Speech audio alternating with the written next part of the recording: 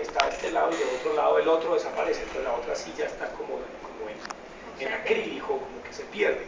Entonces yo le dije que hiciera algo similar con las sillas de un salón de clase y con la cátedra del profesor que desaparece. Desaparecida. Entonces aquí el profesor desaparece. Está invisible. Y esto está al lado de la chimenea de mi apartamento que tiene un ladrillito, entonces quedó como un salón de clase perfecto. Entonces por eso la foto se tomó ahí y esa es la portada del profesor. Pero la idea es que el profesor desaparece. ¿No? ¿Y por qué eso de que el profesor desaparece? Pues muy sencillo, porque es que ya hoy día el estatus de alguien que dice saber, que profesa, pues francamente está mandado a recoger, porque los muchachos en las clases aquí en estos bichos ya tienen todo. Sí. Entonces, ¿para qué quieren saber la carreta de un señor que impone su saber y que regaña y que, dijéramos, a veces chantajea con las notas? Si él aquí entra y tiene todo, si tiene Wikipedia, si tiene Google, si tiene Twitter, si tiene todo. Van adelantados. Entonces es terrible porque este señor que se las daba de saber todo, pues ya no sabe todo. Y le toca empezar a decir que no sabe. Y eso es terrible. Y más aún le toca empezar a confesar que ese señor que creía enseñar, pues enseña muy poco. Entonces el mundo ha cambiado. Entonces lo que trato de señalar con profesor, con signo de interrogación, es que uno en el mejor de los casos lo único que puede aprender, que puede hacer es aprender, no enseñar. Y habría como dos cosas que me parecen importantes. Hay que renunciar a la tentación de hacer el bien, porque uno no es bueno, nadie es bueno. Señor, líbranos del bien, por así decirlo. Sí, exactamente, líbranos del bien. Y así como hay que renunciar a la tentación de hacer el bien, hay que renunciar a la tentación de enseñar, porque uno no enseña nada.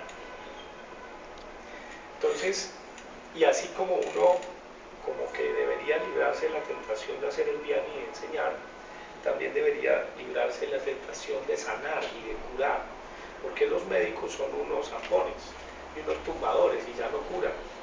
Entonces eso va para la clínica y para la escuela. Entonces el origen de la novela tiene que ver con una gripa que me dio feroz, y entonces gracias a una secretaria fui al médico, pero me dio acetaminofén y todas las vainas que le dan a uno para la gripa, porque yo odio los médicos. No, si aquí hay algún médico me perdona. Eso le dije al doctor Iván, alcalde de Cali, que me perdonara, pero yo detestaba los médicos. Pero que me parecía que él podía ser un médico antiguo, entonces por eso me dio. Si él toca a los pacientes, si los examina, entonces sí me calla. Si no, no. Si mira solo los exámenes, eso no me interesa. Bueno. Entonces me dio acetaminofén y toda esa vaina. Inclusive podríamos leer la primera, un poco cómo empezó eso. A ver dónde fue.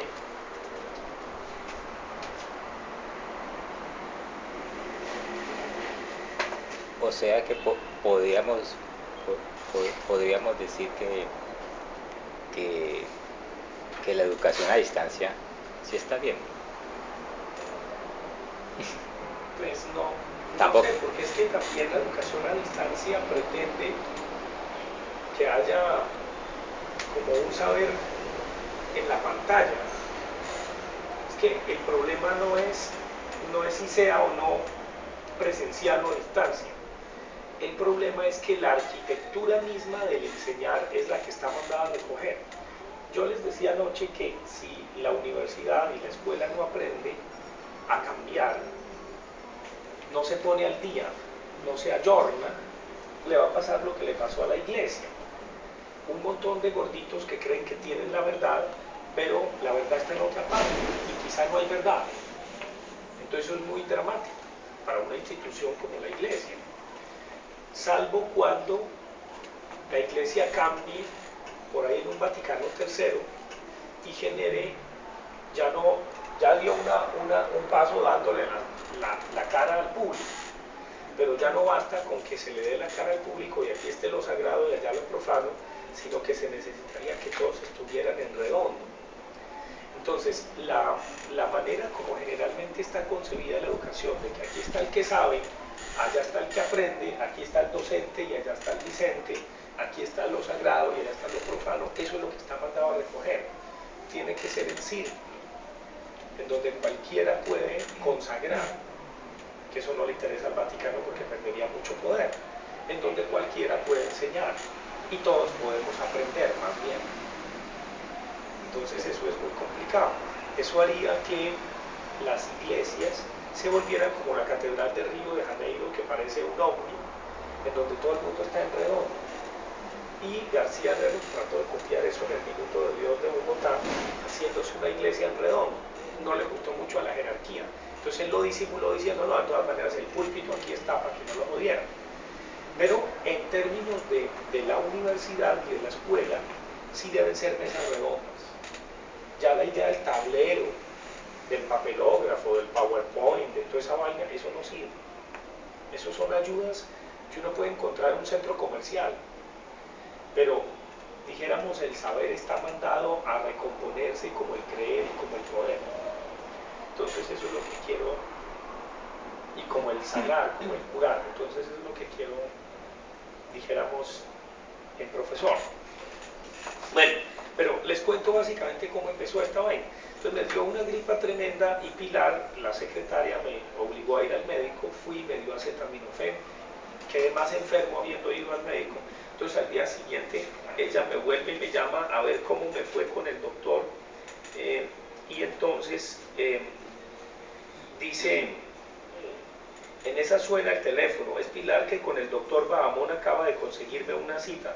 Me dice que si quiero envía a don Benicio con su auto para que a las 4 en punto me recoja, ni modo. A las mamás así no queramos, terminamos haciéndole caso. Entonces voy al médico y con abrigo negro, bufanda de lana, guantes y sombrero que me hacen ver cual rabino, llego a la bendita cita con el doctor Bahamón. Felizmente no me hace esperar, me saluda haciendo un gesto de cortesía y pregunta qué me aqueja. Le sintetizo mi malestar mientras él se dedica a llenar formatos en un computador para dar cuenta de su atención al público. Luego me pide quedar semidesnudo, recostarme en la camilla, respirar y toser hondo. Él escucha a través del fonendoscopio, vuelve al escritorio y prescribe. Me ordena tomar naproxeno cada 8 horas, loratadina cada 12, acetilcisteína disuelta en agua cada 6 y salbutamol haciendo puff con un inhalador cada 4. Me despide, paso a la farmacia, me entregan los medicamentos y con resignación busco el auto de don Benicio para que me devuelva a casa. Bueno, entonces empiezo a tomarme lo que me dice y miren lo que pasó. Pese a seguir la prescripción médica, paso una noche de perros. No debía de haber ido donde el tal Bahamón, que ni siquiera me examinó completo. Doy 1000 vueltas en la cama, la fiebre aumenta, no sé si volver a los remedios caseros. Ya está, otra guapanela con todos los limones que encuentro. Terrible sufrir y peor aún padecer insomnios. Mejor recitar muero porque no muero. ¿Qué tal que fuéramos eternos? Toda una desgracia, aunque la gente anhela eso. Con la noche helada me calmo, amanezco empapado en sudor, sigo con más remedios. Tomo mi baño habitual, lentamente me visto. Leo un rato, también garabateo, desayuno. Hacia el mediodía llega Felipe, el infantino. Me percibe enfermo, dice que me toca ir al médico. Le digo que ya fui, se calma. Trato de disimular mi malestar, el teléfono suena. Contesto y es Pilar para preguntarme cómo me encuentro. Le digo que peor y ella inmediatamente agrega: no se preocupe, profesor, que ahora mismo le busco otra cita para las 4 de la tarde con el doctor Páez, que es buenísimo. Le hago caso, voy donde el tal Páez, y entonces el tal Páez me examina igualito que el anterior, pero por si acaso dice que le tomen una radiografía de tórax. Entonces me toman una radiografía de tórax y cuando sale el resultado veo al médico que está más pálido que yo y me dice que me va a tener que hospitalizar porque mis pulmones funcionan al 10%. Entonces a partir de ahí le doy mis claves de mis cuentas a Felipe para que saque toda la plata del banco y prepare mis exequias. Porque la vaina es grave. Entonces le doy cuenta de toda la cosa. Y entonces, bueno, ahí obviamente empieza la ficción, ya es lo que está escrito. Bueno, entonces él empieza, llaman al rector, que es un judío muy influyente a la época de la Nacional, y me consiguen cupo en Marley, que aquí la llamo la clínica nueva Nuestra Señora de la Magdalena. Entonces me consiguen cupo en esa clínica y cuando llego me quieren entubar, entonces yo quiero ahorcar a una enfermera y me la balanzo para matarla. Y entonces 3 gorilas me adormecen, me sedan y hasta ahí, me acuerdo. Ahí entro en un coma de 16 días. Entonces, el coma son los 16 capítulos de la historia A, de todo lo que se vive en ese coma inducido, ¿no? Por eso yo no creía que Chávez firmara decretos ni nada de esa vaina, porque cuando uno está con soporte ventilatorio, uno está por allá delirando. ¿Qué va a firmar un decreto nombrando a Maduro? Eso es carreta de los chavistas. Bueno, entonces, está con soporte ventilatorio, uno está en otra dimensión, donde no hay túnel, ni luz, ni nada que se le parezca, eso no hay nada. Simplemente uno empieza a delirar con los de uno. Bueno, entonces la historia A, porque son 2 historias, es la historia de la clínica desde toda esa vaina hasta que resucito. Y la historia B es que al mismo tiempo que estaba delirando, me acuerdo desde que era niño, y empecé a jugar a ser profesor a los 4 años, hasta hoy que ya estoy cansado de ser profesor. Entonces eso es profesor. Maravilloso. No sé si ustedes me ayudan, pero creo que la metamorfosis empieza cuando Gregorio Samsa Ya es cucaracha. ya se ve convertido en un insecto. Ya. O bueno. Y eso le sirve mucho a Gabriel García Márquez para decir, hombre, ¿cómo así que estas cosas se pueden escribir? Eso está en YouTube, ¿no? No estoy aquí haciendo las veces del pedante ni que me las digo, en YouTube lo busca. Y dice él que son de esas influencias muy grandes, incluidas las de Virginia Woolf, que le dan, pues porque en Virginia Woolf también hay partes donde está haciendo un frío allá en Londres tan fuerte que los pájaros se desplomaban, caían muertos a la tierra. Entonces eso a García Márquez lo marcó mucho y dijo, ¿cómo así que esto se puede escribir? Entonces, claro, él empieza con sus historias costeñas. Cuando nosotros, aquí en Sábado Literarios, especialmente yo, me encuentro con el tramoyero y con profesor, también me doy cuenta cómo así que también de esta manera se puede escribir.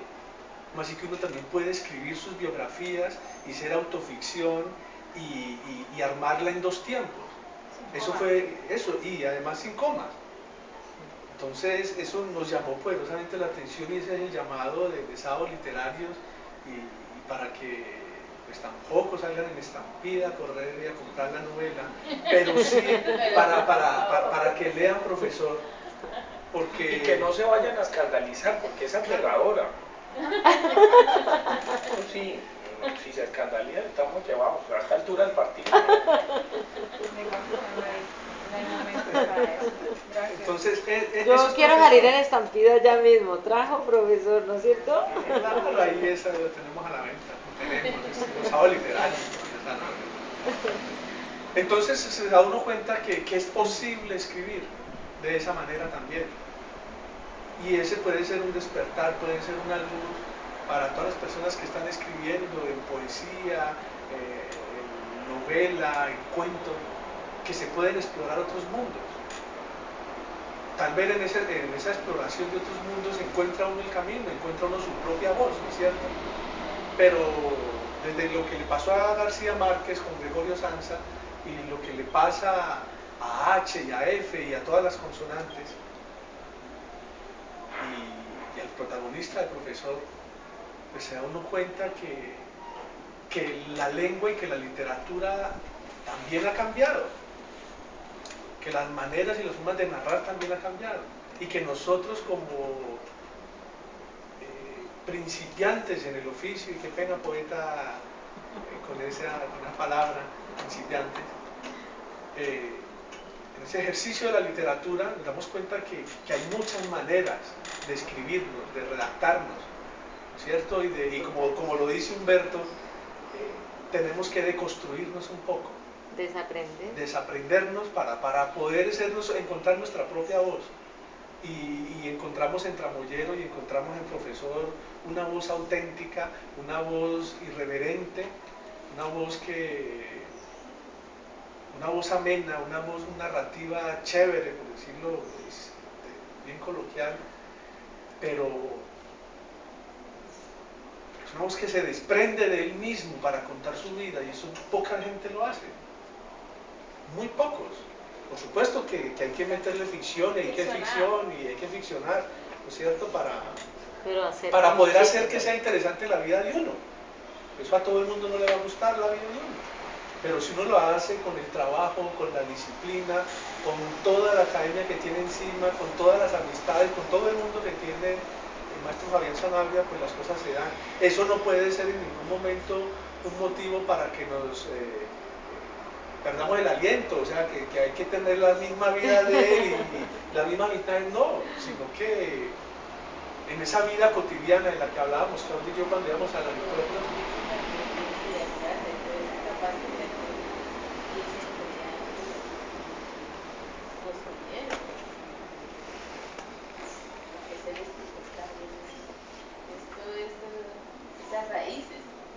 no, sí, por eso decía que uno no decide ser escritor, o sea, el lunes a las 6 ya vuelvo escritor, no, este es un proceso que ya Fabián Sanabria, que aquí está un profesor desde niño, así desde los 4 años, cuando él se ponía, o cuando nuestro protagonista se ponía como vestidos de astronauta, ¿no? Sí, era muy chévere porque es que Cocorico, aquí es Cali mío, pero entonces Cocorico, que es como el equivalente, daba el pollo en unas cajas de cartón lo más de chéveres, y eso yo las barataba y me la ponía como una careta postal en la luna, después de que se acababa el pollo. Entonces yo era feliz con mi careta de Cocorico, y encima de una colchoneta yo saltaba y me sentía en la luna. Entonces mi mamá, que me alcahueteaba, porque es que la culpa de todo la tienen las mamás, entonces me hizo un overolcito para que yo fuera astronauta. Entonces yo jugaba a ser astronauta con él. Pero después me aburrió ser astronauta. Entonces hubo unos buses que me fascinaron, que eran los troles, los trolebuses, que eran parecían tranvías que tenían poleas, pero al mismo tiempo ruedas, y funcionaban con ACPM y con energía. Entonces yo quería ser conductor de trolebús, esa vaina a mí era lo mejor del mundo. Entonces mi papá, que era ateo, era muy amigo de ciertos curas, entre otras un franciscano que se llamó Fray Severo Velázquez, que contribuyó a la caída de Gustavo Rojas Pinilla con sus sermones en la Porciúncula en Bogotá. Entonces él me llevaba donde el cura con el que conversaba y me daban uvas mientras ellos hablaban de política. Entonces yo era feliz. Bueno, y un buen día el cura me regaló, cuando cumplí casi 4 años, un bucecito rojo. Entonces yo quedé muy contento con ese regalo que me dio el cura, pero no lo estrené, sino que lo dejé en la sala. Y curiosamente ese día transformé la colchoneta con un platón de plástico y unas plantillas de zapatos en un trolebús. Yo quería ir a ser conductor de verdad de trolebús.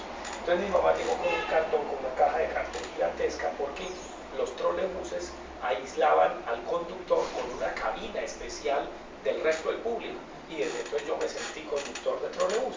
Pero no me satisfizo eso, sino que mi papá tenía una amiga en una librería, una señora alemana, y él le había encargado un libro. Entonces me llevó de la señora alemana y yo le dije: señora, ¿me regala su paraguas? Y entonces yo salí con una sombrilla negra y la desbaraté, y con plastilina al bucecito que me había regalado Fray Severo le pegué las poleas, ¿no? Y con piola de cometa instalé entonces en la sala de la casa todo el circuito del trolebús pequeño. Entonces ahora sí era feliz porque tenía mi trolebús grande que conducía y el pequeñito con las poleas que instalé. Bueno, pero resulta que yo acompañé a mi mamá, un día íbamos en un trolebús, y entonces había un problema con los trolebuses, y es que se desenganchaban de las poleas y corrían el riesgo de electrocutar a alguien. Entonces el chofer se bajó porque se chocaron las poleas, y mi mamá no me dejó ver lo que estaba pasando, pero parece que el tipo se electrocutó. Entonces, obviamente, mi mamá me sacó rápido del trolebús, tomó un taxi, nos fuimos a toda máquina a la Porciúncula, pero eso me quedó grabado, y entonces desde entonces renuncié a ser conductor de trolebús. Entonces ya no quise ser conductor de trolebús. Demasiado riesgo. Entonces mi mamá me dice que eso eran muy peligrosos esos buses. Entonces, bueno, entonces dejé de ser conductor de trolebús. Y curioso, con el tiempo Fray Severo me regaló como una ruanita con capucha, café. Entonces yo quise ser fraile franciscano. ¿Qué problema? ¿Tu padre ateo qué decía? Entonces mi mamá solo me permitía que jugara a celebrar misa cuando mi papá no estaba, porque porque como mi papá era ateo, mi mamá era goda, católica, pereirana, y mi papá comunista, santandereano, comunero. Bueno, No. ¿Cómo entendí? Cruce bravo. claro, Cruce bravo. Entonces los viernes que mi papá no estaba, yo jugaba a celebrar misa. Entonces me ponía la capucha de Fray Severo y con un poste metálico tocaba los 3 toques de campana. Y ella tenía unos copones de madera, entonces ella fritaba hojuelas los viernes. Entonces yo le distribuía comunión a mis fieles imaginarios. Desde entonces yo me aprendí la misa de memoria, yo me sé la misa de memoria, y cuando un cura celebra mal me da una rabia porque sé que celebra mal. Pero era muy profesional, sí, en cada no, trabajo que tuvo, con bien. todas las de la ley. Entonces desde esa época me aprendí, pero entonces a mí me gustó la vaina de la misa, hasta que un día, ya estando en el colegio, le digo, uy mamá, tan rico que es comulgar, y me dice, mijo, pero usted no está bautizado. A mí me gustaba hacer fila para comulgar. ¿Tu mamá te dejaba? No, pues en el colegio, como en los colegios públicos de este país hacen misa, eso no hay ninguna laicidad ni nada. Entonces cada mes llegaba un cura a celebrar misa, entonces yo hacía fila para comulgar y me encantaba esa vaina así insípida que es la hostia. Porque yo después hacía juegos también en primaria, le dije a una profesora que por qué los curas no cambiaban el cuerpo de Cristo por el dulce Jesús mío, aunque fuera en Navidad, y untaran la hostia con un poquito de arequipe. Inventaste la olea. Claro. Y deberían decir, dulce Jesús mío, y no mi niño adorado, o ven a nuestras almas, ven a una vaina, y eso haría que la clientela aumentara. Claro. Pues claro, digámosle, ahora que es argentino, a ver si innova, podría innovar. Entre otras cosas, yo le estaba diciendo a Danilo que me sorprende mucho la cara de Iván, el alcalde de Medellín, y el rostro del Papa, se parecen. Si usted le pone sotana, podría ser un buen Papa. Es decir, lo podrían disfrazar de Papa, quiero decir, traduzco. Bueno. Entonces esas son las historias, hasta que ya al grande me mandé a bautizar. ¿Ah, Me sí? dio por mandarme a la bautizar. Me dio por mandarme a bautizar y puse como condición a los curas que me bautizaron que me dejaran estudiar teología. Yo quería, siendo laico, estudiar, ya estaba terminando el colegio. Entonces me dejaron y así entré a las eclesiásticas en la Javeriana y vi un montón de cursos de teología, antropología, cristología, eclesiología, sacramentos, toda esa vaina. Y ahí me di cuenta de que todo era, y Biblia, entonces me di cuenta de que todo era tramoya, porque los evangelios los escribieron 60, 70, 80, 90 años después de haber muerto el Nazareno. Entonces todo eso es narración oral. Entonces lo que ustedes encuentran en la Biblia que Jesús dijo, Jesús no lo dijo. Es el mito que cuenta que Jesús dijo. ¿Sí me hago entender? Porque eso se escribió mucho tiempo después de que lo crucificaran. Entonces todo eso es tradición oral, y además el papiro más viejo que se conoce es del año 1100. Luego eso, puro mito, como esto, puro mito. Como Shakespeare, como Proust, como García Márquez. Lo que pasa es que uno después de leer a Proust o a García Márquez no dice palabra de Dios, te alabamos Señor. Pero lo mismo es la Biblia. Bueno, entonces me mandé a bautizar. Después yo no sabía si arrepentirme de haberme mandado a bautizar, porque vivo agarrado con la iglesia y con los curas y con compañeros míos que hoy ya son obispos, porque como los tuve en primero de teología, Ellos sí fueron juiciosos. claro, unos ya son obispos, pero ese fue mi único contacto laico con la iglesia. Después, pues me metí a estudiar antropología y me salí esa vaina de los 4 semestres de teología, porque ahí me di cuenta que todo eso era mito. Entonces me gustaron más los mitos de los Guayú y los mitos del Amazonas, y ahí estudié antropología. ¿Ven? Pero entonces ese fue mi tercer juego, jugar a ser profesor hasta que me metieron a la escuela. Y cuando me matricularon en la escuela, desde los 4 años, juego a ser profesor y ya estoy mamado a ser profesor, entonces quiero ser escritor. Ese sería mi quinto juego. Pero me asusta porque mi hija entró al colegio y desde que entró al colegio juega a ser profesora. Le va a durar por ahí 30, dile que cuando ella ya esté grandecita y para no escandalizarla del horror, espero que tú como buena madre, ejemplo, ¿no? Entonces cuando ya esté grandecita y toda esa vaina, le dice, mi hija, le hace esto, y entonces ya dice, claro, lo sabía. Ya lo presentía. Hay en profesor, básicamente, ya se empieza a notar mucho la influencia de Fernando Vallejo en todo. Sí, un poquito, un poco. Pues él, yo creo que ha sido una persona que me ha influido mucho en mi vida porque como escribe en primera persona y puede ser tan mal hablado en el mejor sentido, es decir, puede despotricar de cualquiera, pues eso, entonces yo también me di cuenta que eso se podía hacer en literatura. Entonces es una maravilla que uno pueda mentar la madre a los obispos y toda esa vaina. Yo no al Papa porque el Papa no lo conozco, pero sí a un montón de madrastras que hubo aquí en Cali, por ejemplo, al padre Uribe, que fue rector de la San Buenaventura, le dio mentando la madre porque evidentemente después de que lo agarraron con las manos en la masa, de toda la cantidad de peladitos que seducía y pasaban con ellos plata para el cartel de Cali, pues evidentemente terminó diciendo que él lo que les enseñaba era la moral y las buenas costumbres. Entonces evidentemente... Se merece el madrazo. Se merece la descripción de lo que hacía. Entonces ahí está. Y como eso hay otros con los que me agarro muy chévere, muy rico, pero entonces me di cuenta que eso se podía hacer y eso fue gracias a Vallejo. Ahora me doy cuenta de que se puede hacer eso y mucho más. Todo lo que uno quiera puede con la literatura. Entonces lo importante es que funcione. Y entonces la experiencia literaria es que el Fabián que está ahí ya no soy yo, ya es el Fabián de la ficción, el que creo, pero es terrible porque es que el Fabián de la ficción también se refleja, empieza a afectarme en la vida privada mía. Claro. Entonces uno no sabe si es uno el de la realidad o el de la ficción, cuál es uno. Entonces, bueno, muy simpático eso. Y a futuro será peor. Como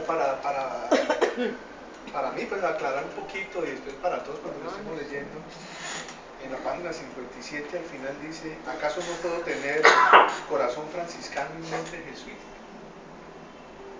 ¿Cuál es la diferencia entre franciscano y jesuita? Y es interesante porque tiene que ver con el nuevo Papa.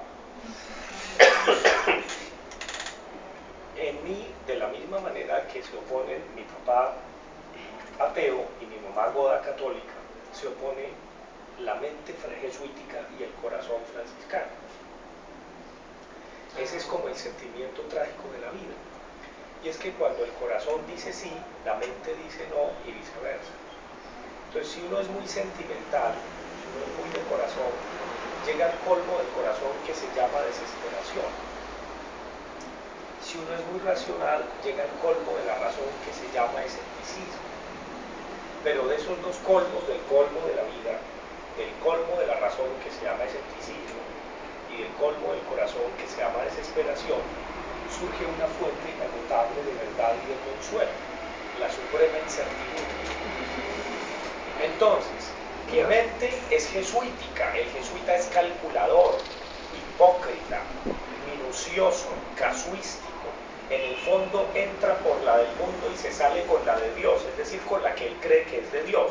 En el fondo se vuelve un accionista financiero y todo lo hace ad maiorem Dei gloriam, a mayor gloria de Dios. En el fondo, si hay alguien absolutamente calculador y mentiroso e hipócrita y teatrero, es el jesuita, el desconfiad de los jesuitas. Si hay alguien que es peligrosísimo es el jesuita, porque ese es de quinta columna. Se las dan de progresistas, de abiertos, de todo lo que quieran. En el fondo son la contrarreforma encarnada. Recuerden que la Compañía de Jesús nació contra la reforma luterana. Y por más abierto que sea un jesuita es un actor. Entonces mi mente es eso. O sea que tiene algo de judío, algo... ¿Tengo algo de...? No digo, el jesuita tiene algo de judío, pues bastante. Claro, y algo de jesuita. Entonces mi mente es absolutamente calculadora, perversa, como la de un jesuita. Bien, pero mi corazón es franciscano. Entonces mi corazón es como el poverello, que quiere andar en sandalias y empelotarse y hablar de la hermana muerte y de la hermana mierda. Cuando me dio diarrea, yo hablo de la hermana mierda. Y eso va, entonces voy a ver cómo saco ese párrafo, porque obviamente yo no puedo venir a Cali sin pasearme por San Francisco y la capilla de la Inmaculada, que es muy bonita. Y ahí me acuerdo de Fray Arturo Calle Restrepo y de los frailes de acá, que estos los conocí también mucho tiempo, muchos son amigos míos, otros cuando salga profesor, cuando se difunda mucho más me van a odiar, no me van a querer mis hijos, van a decir, mire el engendro que creamos. Bueno, pues sí, bueno, pero entonces esa es mi gran contradicción, del cálculo racional, lógico, matemático, actoral, hipócrita, San Ignacio de Loyola al corazón franciscano de mi mamá. Entonces ahí están esas dos cosas que se enfrentan en mí y entonces por eso digo, ¿quién dijo que uno no podía tener corazón franciscano y mente jesuítica? ¿Y por qué no estómago de capitalista y sexo nadaísta?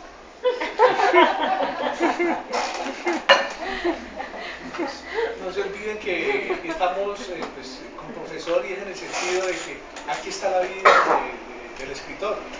Entonces, en ese sentido, yo creo que nos podemos aventurar con preguntas, ¿no es cierto? Porque vamos a indagar. Pero toca que la lean como tú las leíste. Es decir, léansela y eso es clave, porque ahí van a encontrarse con todas esas vainas absolutamente...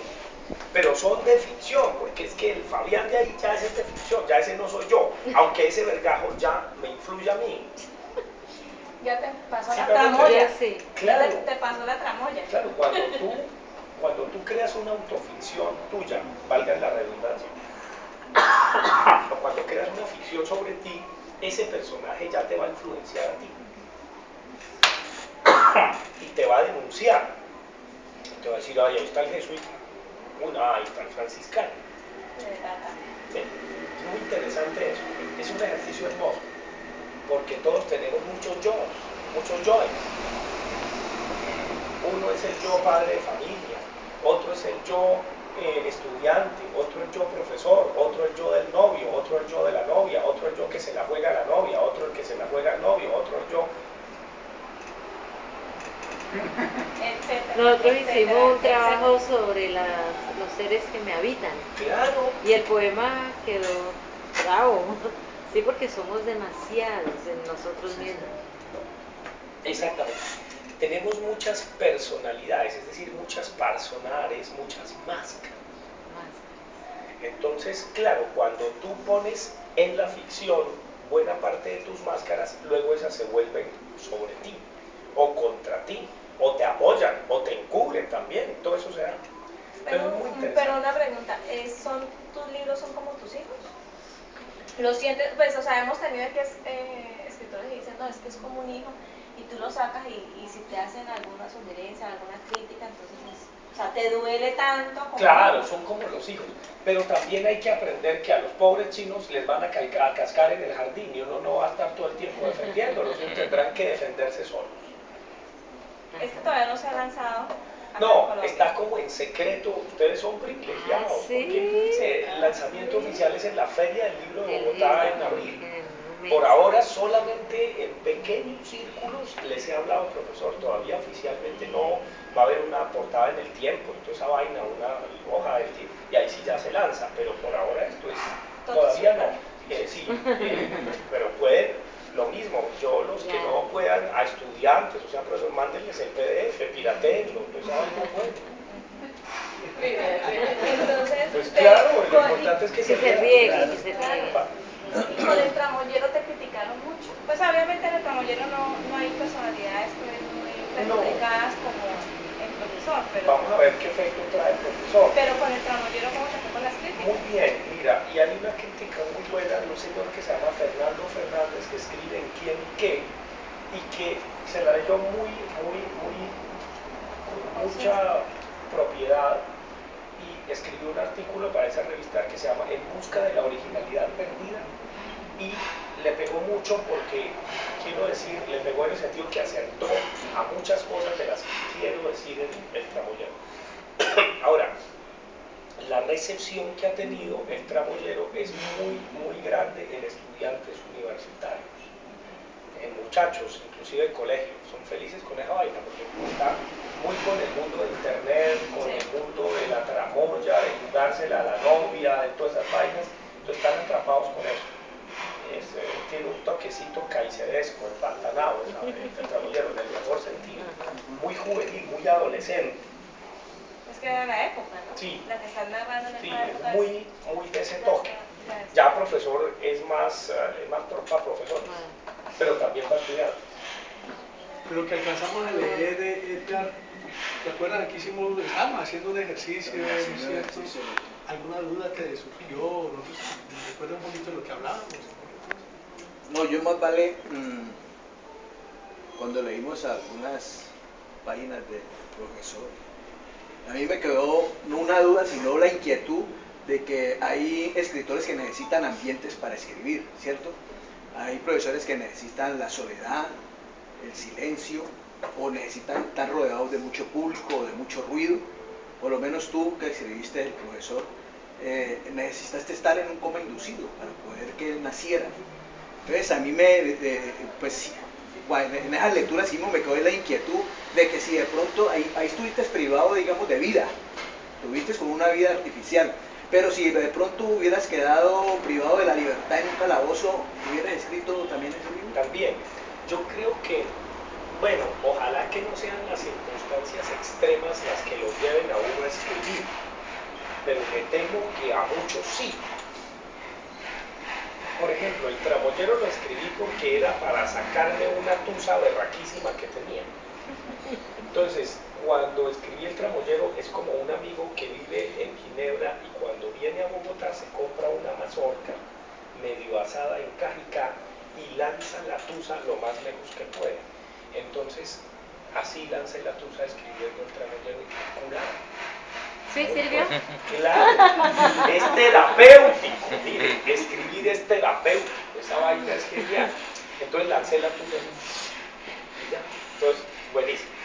Y con profesor, claro, después de que ya volví de la clínica, obviamente en la clínica no, pues estaba en coma, dije, yo tengo que hacer algo con eso, ala. Entonces ese yo tengo que hacer algo con eso fue profesor. Y claro, ya no voy a necesitar circunstancias extremas, yo creo. Por ejemplo, ahora que administro el patrimonio arqueológico de la nación, imagínense esa vaina. Es un chiste, pero yo es seriosísimo. Entonces viene Monigotes. Entonces Monigotes será la próxima sobre y tiene que ver mucho con esa cosa del patrimonio arqueológico. Porque las obras son una saga, Sí. son 4 libros. Y luego, sí, una viene, saga, sí. sí, y luego viene el retosadero, que es la historia de un apartamento que me compré como lo quería. No quería portería, no quería salón comunal, quería un último piso para romper los muros y hacer un loft gigantesco, y quería hacerme un baño con bañera, y quería que tuviera una terraza grande. Entonces me tocó buscar como 2 años. Toda la tramoya de la finca raíz me la aprendí hasta que conseguí ese sitio y me lo compré. Y cuando ya iba a firmar, yo dudaba porque la señora me dijo, pero firmamos por lo que vale. Y le dije, ¿cómo así? Le dije, ¿cómo así que usted no sabe? Es que si yo le vendo un apartamento por 200, generalmente se firma por 50 para que el Estado no lo joda a uno. Pero yo sí firmo por lo que vale. Pagamos los impuestos que vale. Y dije, con ella firmo. Porque hoy día cuando uno se compra en Colombia, entonces vale 400 y nosotros decimos, pero firmamos por 100. Y le digo, ¿y eso por qué? Pues para que el Estado no nos joda, es decir, para evadir impuestos. No, ella me dijo, y entonces yo le creí. Y esta vieja es rara, está loca, porque aquí se le roban a uno los impuestos. Y ahora vivo renegando mi último tuit, o mi penúltimo, antepenúltimo, antepenúltimo tuit renegando es contra Petro. Porque triplicó el predial. Entonces yo digo, hola, con la triplicada del predial, ojalá se dedique a administrar la ciudad y no a mamertear. Porque me salió 3 veces más caro el predial, ya lo acabo de pagar y toda la vaina. Pero espero que no se tumben mi impuesto. Ay, ¿cómo así? 3 veces. Entonces ese es el retosadero, la cuarta. El retosadero va a estar dedicado a un amigo en memoria a mi mamá. El Monigotes va a estar dedicado a un amigo en memoria a mi papá. ¿Y estos dos fueron? Este está dedicado al infantino, a Felipe Borrás, que es un amigo que quiero mucho. Y el tramoyero está dedicado a otro, de ese otro, o de él, o de otro aún. En el tramoyero, la parte donde habla sobre las pirámides, bueno, donde menciona las pirámides y más concretamente hay un nombre. Sí. ¿Se acuerdan el nombre? JPM. JPM. Pero JPM, pero creo que menciona el nombre, Claro, ¿no? JPM son las iniciales de mi tramoyero que reemplazan a DMG. Ese momento cuando menciona eso de las pirámides, JPM, es para más o menos ubicarlos en el año, en el espacio, en el tiempo, o sea, en ese No, tiempo es para- o- Tiene que ver con un gran tramoyero, es que nada mayor tramoya que a usted le dicen que le van 200, 300, 400% de eso tan bueno no van en ningún lado. Es decir, eso es un super tramoyero, JPM o DMG, esos son super tramoyeros, evidentemente. Como había otro que agarraron por allá en Estados Unidos, que ese era caleño. El condenado se metía a las suites de los grandes actores y actrices, se tumbaba las joyas, los Rolex y toda esa vaina, y lo pillaron porque quedó varado en la frontera de Estados Unidos y Canadá y agarró un galón de gasolina para de un lado a otro, eso solo lo hace un colombiano. Usarla Entonces lo agarraron por eso, porque eso no es normal. Si tú quedas varado, tú llamas a la aseguradora y no haces a la colombiana que agarras el a galoncito resolver el problema, y ¿no? por eso lo agarraron. Ah, Falsificar las tarjetas. Claro, eso es el tramoyero. A la Colombia. A la Qué colombiana. vergüenza. Qué pena, pero es que... qué vergüenza. Es la realidad. Cuando... Mira, es que cuando- donde le clonan la tarjeta, o la es que, pero por montones, la clonada, Sí. lo del celular, todo, no, bueno, es que eso es una maravilla. Nosotros solo usamos eufemismos. Entonces a la niña la violan y le dice dele gracias a Dios que siquiera no la mataron. Síndrome de Estocolmo. A usted lo retienen en un taxi y dicen que es la pesca milagrosa o el paseo millonario. Háganme el favor. Hay una serie de gente que matan y le hacen pasar por de la guerrilla un asesinato y dicen falsos positivos. A los secuestrados, la señora Piedad Córdoba le dice retenidos. Háganme el favor los eufemismos. ¿Qué profe? ¿Qué va, hermano? ¿Bien o qué? Bueno, me alegra tenerse por acá. Muchas gracias. ¿Cómo estás? Hola, mira. Hola, tú. Mucho gusto. Hermano, bien, bien. Bien, bien. Hola, Flavito. Hola, poetica. ¿Bien o qué? Muy Ah, bien. bueno. Qué va. Bueno, continúe, Trae profe. yo otra sillita porque ahí está Claudita. Ok.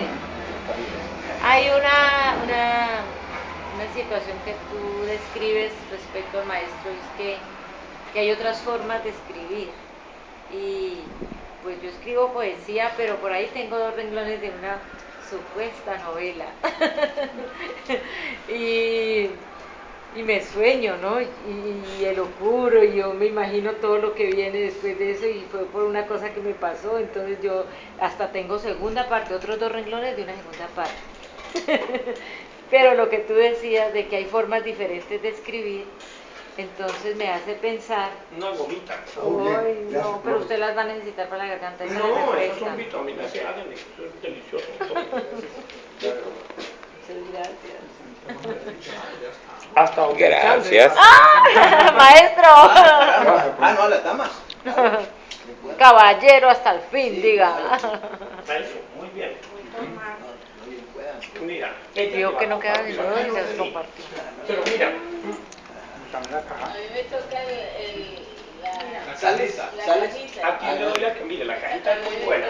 Dice, se llama Mi Santa Madre, es de maestro mexicano. Fórmula arrasa todo. Contra hijos malcriados, maridos incompetentes, ambiente laboral machista, deudas agobiantes, nueras y yernos buenos para nada, suegras brujas, chachas con vocación de señora de la casa, tareas escolares, amigas arpías, nietos pseudo huérfanos, desperfectos del carro y el hogar, secretarias resbalosas y amantes conchudos y egoístas. Esa caja es un tesoro. Entonces, ¿Ahí estaba todo eso o se lo inventó? No, es mexicano. sí, de él hay que esperarse de cualquier cosa. Eso, Puede haberse muy bien. inventado. Ay, a su merced tengo una mujer. Ay, vea, todo el mundo quedó. Al único que no le... Ah, no, sí le tengo algo. Debe haber algo por acá. Bolsillos milagrosos. Es un bolsillo. Pues yo le traía eso. Ay, tan bella, Ay, claro. vea, le sirve para agarrar. Entendió todo perfecto, pero es que ayer hablamos de Halls. Estos son, si están en Cali, para que vean que sí. Pues, estos son muy buenos, Sí, son porque ya buenos. no son los... No, pero es que el Halls clásico era muy jodido, porque es que el Halls clásico queda pegado el bicho con el calor. Aquí esto ya aguanta todo. Ah, Esta qué no, bien. no. Claro, porque en el Halls clásico queda pegado por el calor, pero aquí ya, mire, esto es una maravilla. Mire. Salen suelticos. Además, uno quita esto acá y esto tiene un super empaque. Ah, caramba, es que sofisticados. Vea. Repartamos. Son muy buenos. Mira, su merced que le dio media, ¿quiénes fueron los que Ay, compartieron? qué verdad. Gracias. Yo sí quiero Ay, esa. gracias. Mira, el profesor. Creo que estoy reviviendo tu vocación de sacerdote. Eso, les estoy dando gracias. Ahí, perfecto, perfecto, Don Francisco. Ahí estoy siendo franciscano o jesuita. No, no. Franciscano, yo no creo que ahí estés calculador. Esa es una intención de Pacho. De Pacho. Bueno, entonces entiendo que hay muchas Pero formas no de de Pacho escribir. Santos. eso No, no, sí. no, Pacho. Va de retro. Cuando tú dices que al leer a Vallejo tú ves que hay otras Así formas de de Chocó, que escribir y dicen que se el puede Pacho allá. escribir diferente. San Pacho. El sábado pasado en un taller al que asisto los sábados leímos una columna de Octavio Gamboa. Ajá. Y en esa columna él cuenta de algo que le sucedió y dice, me sucedió estando esto y esto y esto, no sé si de pronto alguien la vio. Es una columna que salió, bueno, hace 15 días, pero nosotros la usamos este sábado pasado. Yo escribo los viernes en el espectador. Ajá. Entonces la columna nos sirvió para lo siguiente. Él dice, me sucedió esto, y entonces yo salí corriendo, dejé el celular, fui en el carro, más o menos recordé esa nota por lo que estaba leyendo ahora el maestro. Y nos va contando toda la historia y le da, bueno, tremendo, ¿no? Y cuando llega al final, era ficción. Entonces ese día tomamos la nota como un aprendizaje de que se puede escribir diferente y a mí nunca se me ha ocurrido. O sea, vas hasta 3, 5 renglones al final, faltando 5 renglones te das cuenta de que nada de eso le estaba pasando, pero lo cuenta con tanta precisión, con tanta seguridad que hasta allí llega uno a decir, no era él, no, esa forma de escribir es maravilloso y que el maestro lo diga así tan, aprendí que se puede escribir de otras formas, constatado, yo lo vi también en esa columna y ahora que lo lea él, pues me imagino que va a quedar más todavía constatando eso, diferentes. Fabián, ¿por qué por letras? ¿Por qué no quedan las primeras por letras? En parte porque me rimaba más, es decir, en vez de poner Olga, en vez de poner Carlos o Santiago, no, las letras quedaron muy bien puestas en el tramoyero, entonces me sonó más, me sonó mucho más, me pareció que eso le daba más universalidad, que era un juego más matemático, que era un juego más telemático, porque obviamente el mundo del tramoyero es el mundo del internet, del ciberespacio, de las redes sociales, entonces ahí quedó muy bien y me gustó, me sentí muy cómodo. Aquí no, aquí ya había que poner nombres y los nombres que uso son o paráfrasis de los nombres de mis profesores, de mis colegas, de mis amigos, los apodos como a ellos los llamo, que es la manera cariñosa, como por ejemplo Edgar Guzmán es Edgarinos, y Edgarinos es porque tenía un cabello muy bello cuando era joven y cuando jugábamos de muchachos, él en los Andes y yo en la Nacional, y entonces éramos muy seductores, pero con el tiempo, un buen día, cuando yo estaba en París, me visitó, él venía de Berlín sin un pelo. Resulta que se había enamorado de una vieja y esta lo afectó tanto que le dio alopecia y perdió todos los pelos de todo su cuerpo. Ay. De todo su cuerpo. Todos. La depresión. Entonces yo me acordé. ¿Así de grave somos? Entonces, ¿ves? Y era una vieja casada, mayor, le hizo quién sabe qué brujería. No, mentiras, lo afectó tanto que le dio alopecia. Entonces yo me acordé, entonces yo no sabía cómo saludarlo. Entonces me acordé de Klaus Kinski y la película de Nosferatu. Entonces Nosferatu es completamente calvo y cuando él va a chuparle la sangre a la bella dama, él hace... Entonces le dije, Edgarinos.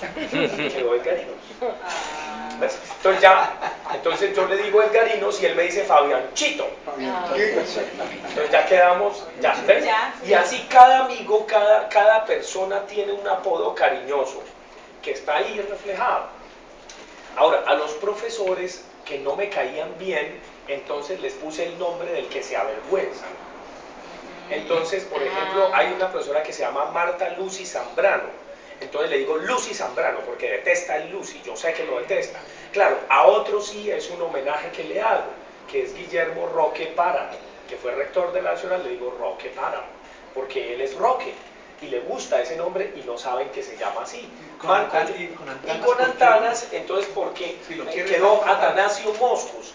Moscus porque en lituano su apellido se pronuncia Moscus.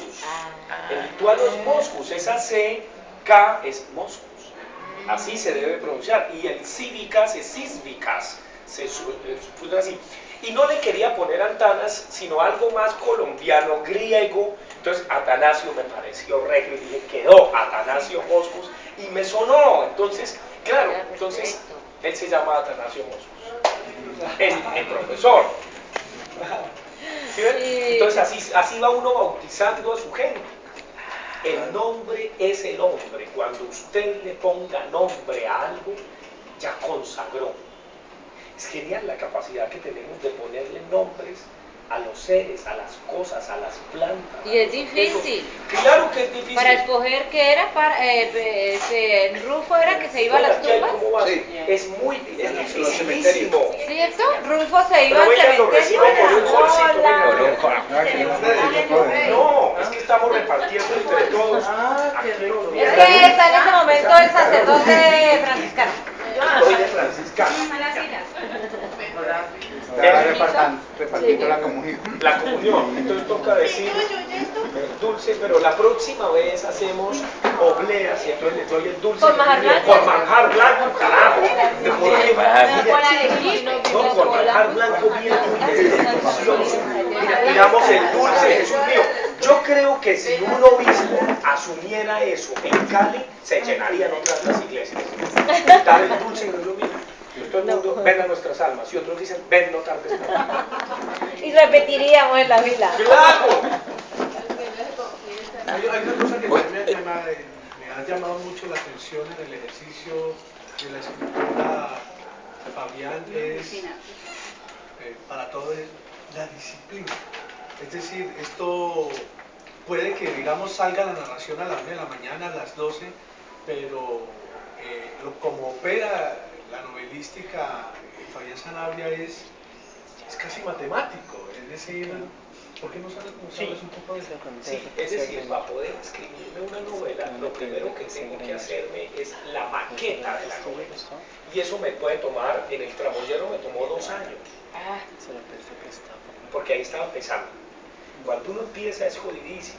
Porque eso de escribir no es que la inspiración llegó y que la página en blanco y que llegó un poco como la gente, yo digo que, yo no sé si todavía hay cristianos de muy buena fe que creen que el Espíritu Santo es una palomita que sopla en la Capilla Sixtina para que elijan los cardenales al nuevo Papa. Eso es de una ingenuidad hermosa que yo no tengo porque soy hombre de poca fe. ¿No? Entonces lo mismo, esa vaina de la inspiración en literatura la nueva, eso no existe así. No, carajo, esa vaina toca trabajar y dele y escriba y corrija. ¿Cuál inspiración? De pronto se le ocurren a uno ideas, claro, se le ocurren metáforas, se le ocurren pero eso es a punta de trabajo que sale el párrafo. Eso no es que ya llegó y fui revelado y entonces dicta el espíritu y entonces uno copia como el evangelista, ¿no? No, carreta. Esa vaina es de puro trabajo. Entonces, y para poder que eso tenga una estructura, tiene que haber una maqueta. Es mi caso. Si otros están inspirados como Paulo Coelho, magnífico, pues Dios los bendice, a mí no, con esa inspiración. Entonces, uno se hace una maqueta. Y la maqueta cuesta porque es la estructura, y esa estructura es milimétrica de cuántos capítulos, cuántos párrafos, y esa vaina, bueno, ¿a dónde va? Después, esa maqueta la paso a un montón de cuadernitos que yo cargo. No son estos, son ferrocarril de escolar. Entonces, aquí anoto al final de mi cuaderno. Este cuaderno va a tener 16 párrafos. Y entonces está el título de cada párrafo. El título es de qué voy a hablar ahí. Eso, bueno, ya cuando uno empieza a escribir, todo eso todo eso se corre, se mueve, ya eso no es una camisa de fuerza, entonces todo cambia. Pero si yo no tengo esa guía inicial, se va para el carajo la novela, ¿no? Porque entonces ¿dónde está el hilo conductor? Y cómo ligo este cuaderno con el siguiente, con el siguiente, con el siguiente, es decir, este capítulo con el que sigue, con el que sigue, con el que sigue. Entonces, normalmente, ¿qué hice con profesor? Como tenía un año sabático, que eso es una maravilla de las universidades públicas, que te pagan un año para que hagas lo que se te dé la gana, escribí 3 libros. 2 de investigación, para que no me jodieran los colegas, uno que se llama Vínculos Virtuales y otro que se llama Tiempos para Planchar, sobre música de plancha. Y fenomenal. eso es con el grupo de investigación que tengo en la Nacional. Entonces a cada uno de mis investigadores le dije, usted le rompió el corazón a tal niña, escriba, culpable soy yo. Y usted le gustan los niños, entonces que canten los niños, como José Luis Perales. Y usted la dejó un tipo, vuelta a nada, ¿por qué me abandonaste? Y a cada uno le di su canción. No, la rata, también la rata. Y a cada uno le di, y eso quedó genial. Ese libro, Ay, no, qué bueno, se llama maravilla. Tiempos para Planchar. Y Vínculos Virtuales, usted es un afiebrado de Facebook, hágame sobre Facebook, usted sobre Twitter, usted sobre Last.fm, usted es adicto a la pornografía, entonces YouPorn, y así a cada uno haciendo objetivación participante y reflexionando, y una vaina con encuestas, con toda la metodología de ciencias sociales y humanas. Bueno, ese fue mi sabático y así me lo valieron. Pero como yo no me puedo conformar con la tal ciencia esa, entonces me puse a hacer mi novela profesor. Entonces, claro, con un año libre, pues me iba a un café que se llama el Café Pasaje, en el centro, en la plazoleta del Rosario, con mis cuadernitos, a garabatear. Entonces me iba por la mañana, y llegaba por la tarde o al mediodía, y por ahí almorzaba, y me gustan los cafés para escribir. Entonces, esa experiencia fue genial.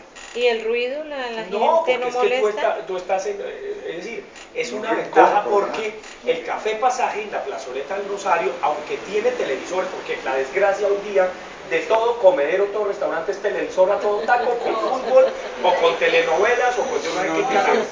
Aquí están las imágenes, pero sin ruido. Entonces no hace ruido y no tienen música a todo taco.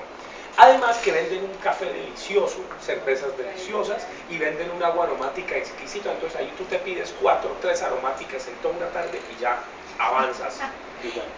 Y sin peligro que lleguen los amigos a interrumpirte. Ah, no, si llegan, entonces yo les digo, estoy trabajando. Entonces se va. Dicen, ay, sí. Sí, ya, ¿Saben? entendido. Trabajando. Entonces, bueno, estoy muy bueno. Y después llegaba a pasar al computador. Y después me tocaba imprimir. Pero ya como se inventaron las tabletas esas, las iPads, entonces tú tienes eso en iPad y corrija, dele, así hasta que quedó. Y luego ya cuando tengo una versión preliminar, con mis amigos con los que casi que me he acostado toda la vida, desde personas mayores hasta chiquitos, entonces todos leen mis manuscritos, corrigen, critican, joden, y otros 6 meses a darle. Y ya después de eso, suelto al editor. Y el editor encuentra más errores. Y vuelve y dice, no, mira, yo sé que tú quieres no sé qué, pero mira, fíjate que yo le digo, no, así es porque yo... Entonces nos agarramos con él y en otras cosas tiene razón. Pero ya es mínimo. Y después lo mandamos a pruebas y después de pruebas todavía hay erratas. Y después de eso se imprime. No, eso es una vaina.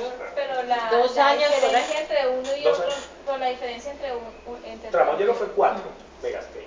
Profesor 2. 4. Porque era el pero primero. pero están casi seguidos. Ah, claro, o sea, ya cuando se publican, pues obviamente uno detrás de otro, pero lo que me gasté, fíjate que al final del tramoyero digo cuándo empecé y cuándo lo terminé. Al final del profesor lo mismo, pero obviamente ya pareciera como si... Acabara. Hace un año. Sí. No, 4 años y 2 en este. sea que todavía nos faltan 6 Yo años creo para que nosotros 4 añitos o 3, año y medio y año y medio para monigotes y para el reposadero, siempre y cuando me ingenie un mecanismo en donde pueda huir de la burocracia, porque de burócrata no me da tiempo para nada. Entonces ahorita en Semana Santa me voy a encerrar para terminar la maqueta de monigotes. Y después voy a ver qué mecanismo tengo para todos los días tener 2 horas en el Café Pasaje